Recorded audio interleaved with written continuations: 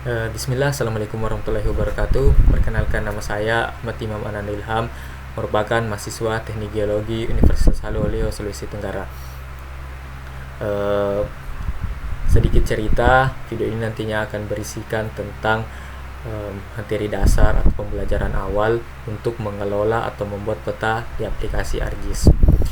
Saya mohon maaf, dalam video ini nantinya bahasa yang saya gunakan adalah bahasa yang bukan baku, bahasa formal ataupun bahasa sehari-hari. Kemudian saya menyadari dalam pembuatan video ini nantinya akan mendapatkan banyak kekurangan, karena kekurangan satu dan lain hal ataupun kekurangan ilmu, batasan ilmu, saya mohon maaf.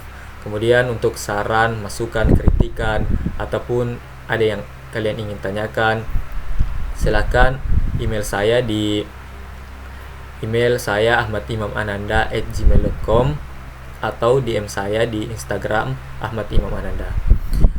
Itu saja mungkin. Terima kasih. Semoga bermanfaat dan selamat menyaksikan.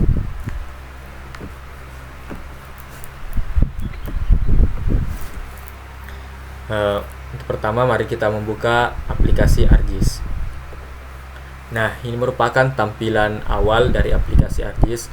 Nah, buat kalian yang baru menginstal aplikasi ArcGIS, tentunya fitur-fitur seperti drawing, editor, 3D analysis, georeferencing, atau fitur-fitur lainnya itu tidak muncul. Nah, bagaimana untuk memunculkannya? Kalian masuk di customize, kemudian toolbars. Nah, di toolbars ini terdapat banyak fitur yang bisa kalian tampilkan sesuai kebutuhan. Yang saya tampilkan hanya 3D analysis, draw, editor, georeferencing, layout, standar, tools, dan tools. Kemudian untuk kalian yang ingin menampilkan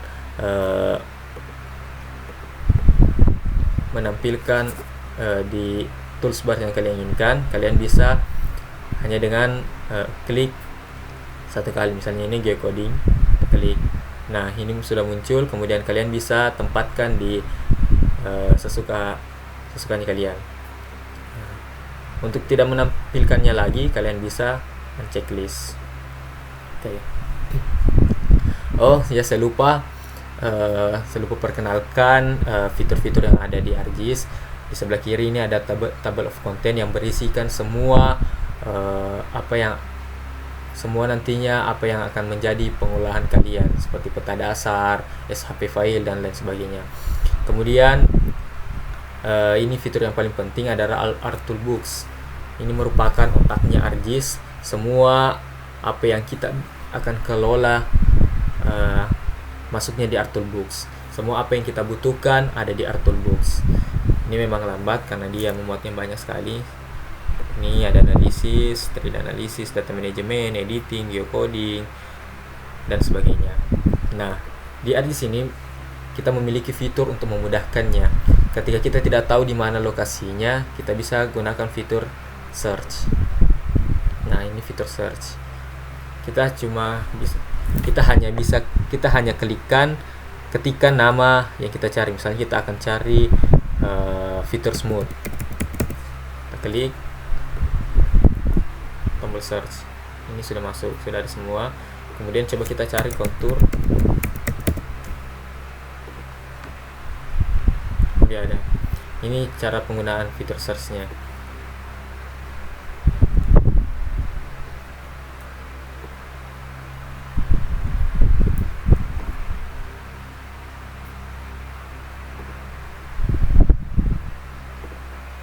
Oke. Selanjutnya langkah awal untuk membuat peta. Yang pertama itu kita harus menentukan koordinat sistem apa yang akan kita gunakan. Koordinat sistem adalah sistem yang mendefinisikan lokasi dalam bentuk angka. Artinya lokasi Anda dibuat dalam bentuk angka. Itu pengertian koordinat sistem. Umumnya koordinat sistem terbagi atas dua. Yang pertama sistem koordinat geografis, dan yang kedua sistem koordinat terproyeksi. Yang sering digunakan dalam pengelolaan ArcGIS ada dua koordinat sistem, yaitu sistem koordinat geografis, yaitu WGS 1984, kemudian sistem koordinat terproyeksi yaitu UTM. Nah, untuk UTM sendiri, UTM dia membagi bumi dalam 60 zona ke arah utara dan 60 ke arah selatan, tergantung lokasi yang akan kita buat. Sebentar saya perlihatkan contohnya. Nah, untuk mengubah koordinat sistemnya atau sistem koordinatnya, kita coba klik kanan, kemudian data frame properties. Nah, di sini koordinat sistemnya saya sudah favoritkan, tapi buat kalian yang belum tahu, untuk lokasi WGS 1984 itu dia berada di geographic koordinat sistem. Klik ini, kemudian di world, kemudian WGS 1984. Kalian klik OK atau apply. Nah, untuk lokasi dari WGS 1984 UTM zona 51S, untuk koordinat sistem UTM dia masuk di project koordinat sistem. Kita klik project koordinat sistem, kemudian UTM, kemudian WGS 1984. Nah, ini yang saya katakan tadi, dia itu membagi 60 zona ke arah utara, northern, dan southern ke arah selatan. Nah, zonanya itu bisa kalian cari pembagian zonanya. Nah, ini merupakan pembagian zona bagian Indonesia. Seperti saya ambilkan contoh, ketika kalian ingin membuat peta di Sulawesi lengan Tenggara, kalian perhatikan dia masuk di zona 51S. Jadi nanti koordinat sistem UTM yang akan kalian gunakan adalah zona 51S. Ketika misalnya kalian ingin membuat peta di bagian Jawa, dia masuk di 49 SK, 48 SK, atau 50S. Atau dia di Kalimantan 50N, atau di bagian Gorontalo, Manado 51N, dan sebagainya. Ketika kalian salah menggunakan koordinat sistem, itu tidak akan bisa. Jadi kan kita akan membuat kita akan membuat peta di bagian Sulawesi lengan Tenggara. Jadi kita ambil zona 51S. Nah, kita ambil sini, kita masuk di sini, ada utara atau selatan. Untuk UTM kita masuk di zona 51S. Kita cari, kita klik southern tadi, kemudian kita cari 51S, kemudian apply, dan kemudian OK. Nah, yang akan saya gunakan ini bukan UTM, tapi saya akan lebih menggunakan kepada aplikasi WGS. Oke. Nah, selanjutnya untuk pembuatan peta langkah selanjutnya adalah kita mengambil peta dasar yang menjadi acuan kita. Yaitu saya akan gunakan adalah peta geologi lembar Kolaka Sulawesi. Cara mengambilnya, kita bisa drag gini, atau lebih bagusnya kita klik kanan, kemudian add data, kita cari lembarnya. Nah, ini merupakan peta geologi lembar Kolaka. Ini akan menjadi acuan kita, menjadi peta dasar kita untuk membuat peta selanjutnya. Nah, setelah ini apa yang akan kita lakukan adalah registrasi peta. Apa itu registrasi peta? Adalah menempatkan peta sesuai dengan posisinya. Saya ibaratkan, ini pendapat saya adalah, saya ibaratkan ini di sini sebuah bola dunia, di mana kita tidak akan tahu akan banyak yang terdapat dalam sini. Kemudian kita ingin tempatkan lokasi ini, lembar ini di posisinya. Jadi kita harus registrasi. Bahasa kami di sini adalah kita dudukkan peta, kita dudukkan sesuai dengan lokasinya. Itu registrasi. Caranya adalah kita ketahui dulu koordinat bujur timur dan lintang selatannya. Kemudian kita klik fitur add control point. Kita letakkan pas tepat di pertemuan titiknya. Kita klik kiri, kemudian langsung klik kanan. Kemudian input DMS of lone and latitude. Kemudian kita masukkan koordinatnya di sini 121 15. Karena dia tidak mencantumkan detiknya, maka kita isi 0 saja. Kemudian kita sesuaikan karena ini bujur timur, kita checklist timur. Kemudian 4 derajat, kita lihat lintang selatannya 0 dan dia tidak mencantumkan juga detiknya, kita tulis 0. Kemudian dia masuk pada lintang selatan, kita tulis lintang selatan. Kemudian setelah itu kita oke. Nah, jika peta Anda sudah begini, maka itu sudah duduk tapi belum mengikat. Jadi kita memerlukan meregis peta 2 kali, minimal 2 kali, maksimal sebanyak-banyaknya, tapi minimal 2 kali lah supaya dia baku tarik. Nah, saya ingin lokasi regisnya terserah kalian, dimana intinya dia titik pertemuan antara bujur timur dan lintang selatan. Saya lebih memilih regis bagian bawah peta.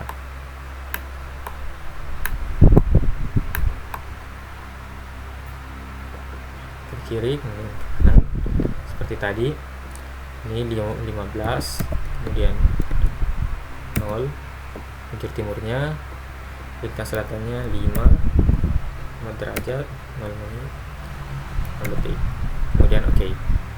Nah, setelah ini, jika petanya tidak berubah kedudukannya, maka registrasi Anda sudah benar. Jika nantinya Anda dapatkan peta Anda terbalik ke kiri, ke kanan, atau terputar, maka registrasi Anda salah. Untuk mengulang registrasinya, Anda cukup klik ini dulu, view link table, kemudian klik dan hapus. Ini tombol hapusnya, delete link. Setelah itu kalian registrasi ulang sampai selesai. Nah, ada juga permasalahan yang akan sering kalian dapatkan adalah ketika petanya langsung menghilang entah kemana, seperti ini misalnya, kita tidak tahu petanya.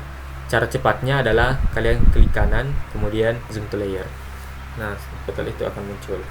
Ingat, setelah ini kita update georeferencing.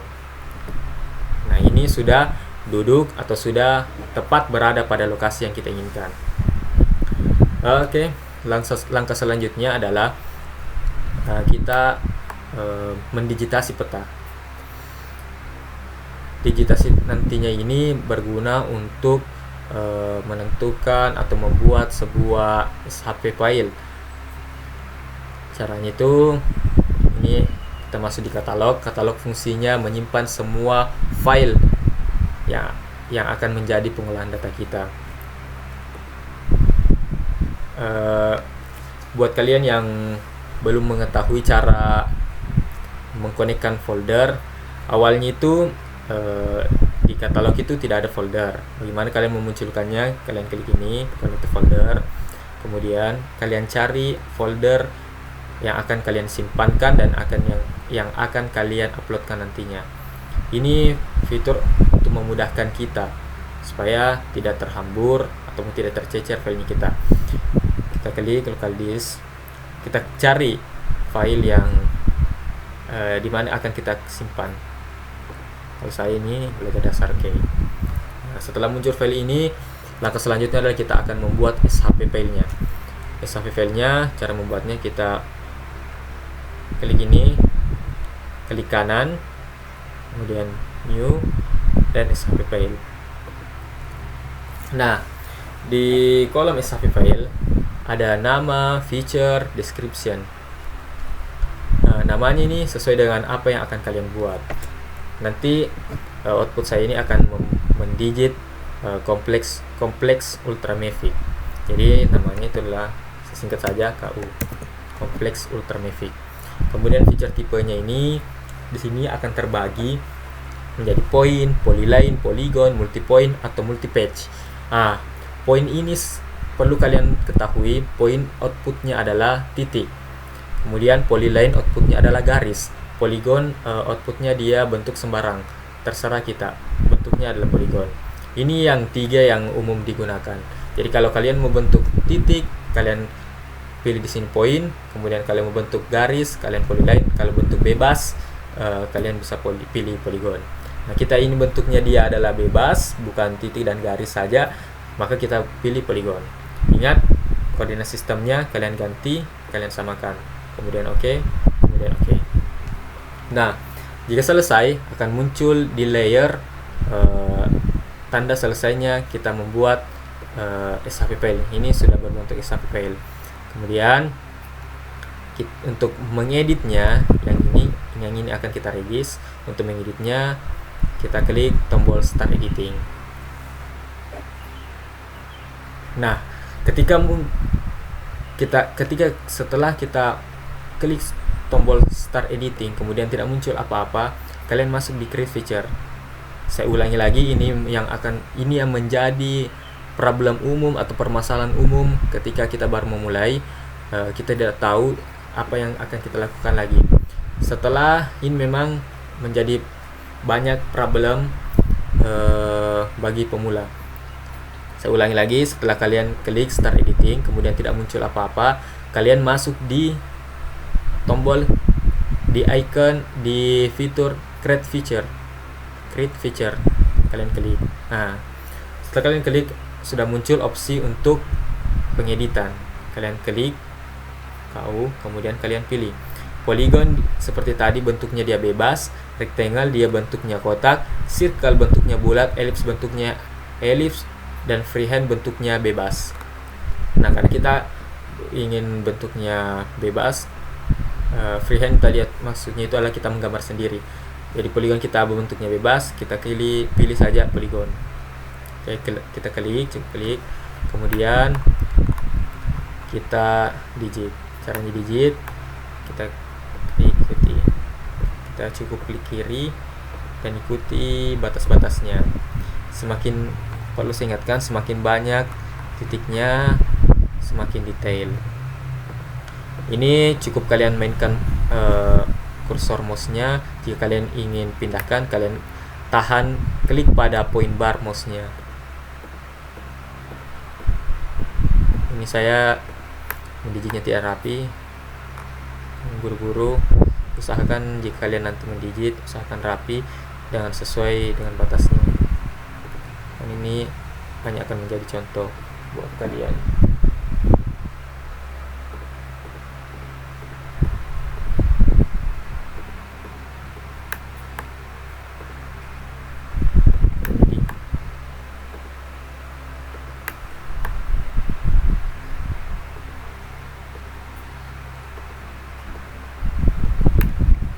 Ingatkan untuk mendigitnya ini lebih banyak titik, lebih detail.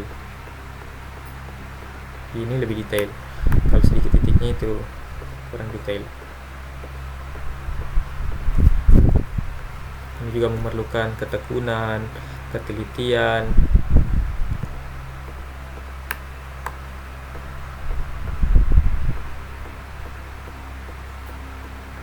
Lebih bagusnya kalian zoom in untuk melihat kedetailannya.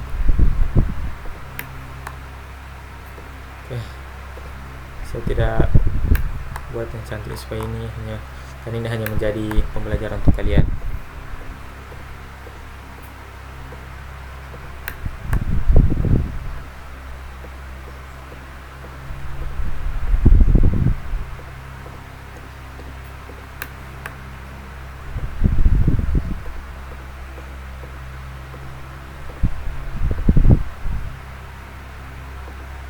Setelah selesai, kalian tinggal double klik.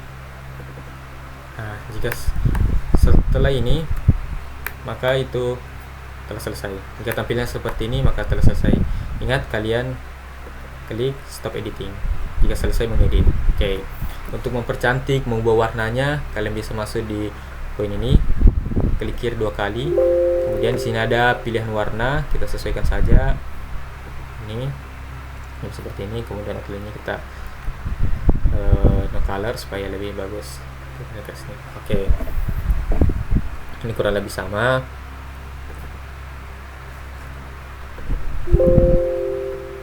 Gelap lagi. Oke. Nah,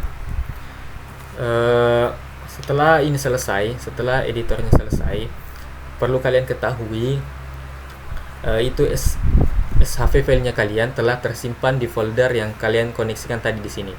Jadi kalian tidak perlu panik ketika ini terhapus. Misalnya gini, hapus. Nah, ini sudah tersimpan. Kalian tinggal buka di folder yang tadi kalian koneksikan. kalian ambil tipe SHP file. Ini SHP file saya berbentuk AutoCAD, tapi jika kalian SHP filenya berbentuknya gini, kemudian tipenya tertulis SHP file, kalian drag di ArcGIS. Atau kalian add data, di kanan add data, kemudian cari, nah ini folder SHP, file SHP, tipe SHP, kemudian add. Nah ini akan muncul otomatis, karena ketika kalian selesai mengedit kemudian stop editing tadi, maka itu otomatis akan tersimpan. Kita tinggal ganti warnanya seperti yang tadi. Nah, kemudian untuk selanjutnya, untuk menghilangkan peta dasarnya kalian sisa tinggal unchecklist. Oke, inilah yang telah kalian digitasi. Selanjutnya kita ingin membuat namanya, kita munculkan di table. Kita buat dalam bentuk atribut table. Caranya kita klik kanan, pastikan dulu stop editing, kemudian kita klik kanan pada SHP file yang kita telah buat, kemudian open attribute table, kemudian add field. Nah, ini namanya sesuaikan dengan tergantung dari teman-teman sendiri. Kalau saya namanya adalah keterangan, bisa juga formasi atau lain sebagainya. Kemudian tipenya kalian ganti menjadi teks, type-nya kalian ganti teks. Oke. Nah, jika kalian menemukan permasalahan seperti ini, namanya tidak bisa kita tuliskan di sini, maka itu penyebabnya adalah karena kalian belum klik tombol Start Editing. Kalian klik dulu tombol Start Editing, kemudian kembali, dan sudah bisa kita tuliskan. Dan itu formasi kompleks ultramafic, dan kita akan tuliskan kompleks ultramafic. Oke, kemudian close. Kemudian kita munculkan dengan checklist pada label feature. Nah, ketika label feature-nya yang muncul adalah angka begini, atau yang muncul bukan sesuai dengan apa yang kita inginkan, itu penyebabnya adalah di pengaturan labelnya. Caranya kita klik kanan, kemudian properties,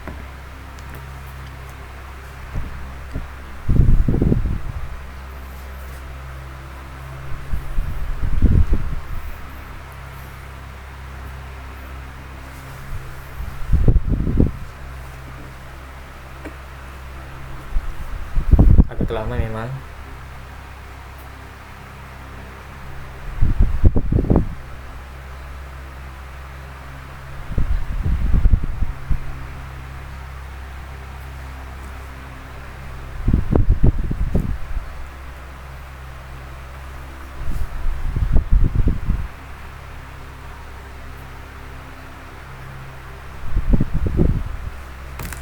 Nah, ketika muncul fitur ini, kalian pilih labels. Nah, di sini di label fieldnya kalian bisa ganti menjadi keterangan. Karena tadi yang kita tuliskan adalah keterangan, maka kita ganti dengan keterangan. Kemudian apply dan OK. Nah, akan muncul kompleks ultramafic. Begitu seterusnya, kalian bisa aplikasikan, kalian bisa buat sesuai dengan ini, kalian bisa ikuti, kalian bisa buat lagi ini dan ini dengan langkah yang sama.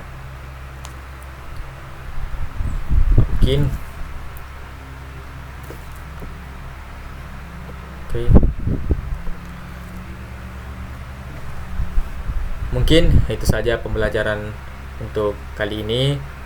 Saya harapkan kembali masukan dan saran teman-teman atau kritikan dari teman-teman. Silahkan kirim di email saya ahmadimamananda@gmail.com, ataupun DM Instagram saya ahmadimamananda, ataupun kalian ingin bertanya atau kalian minta file dan sebagainya, saya tunggu.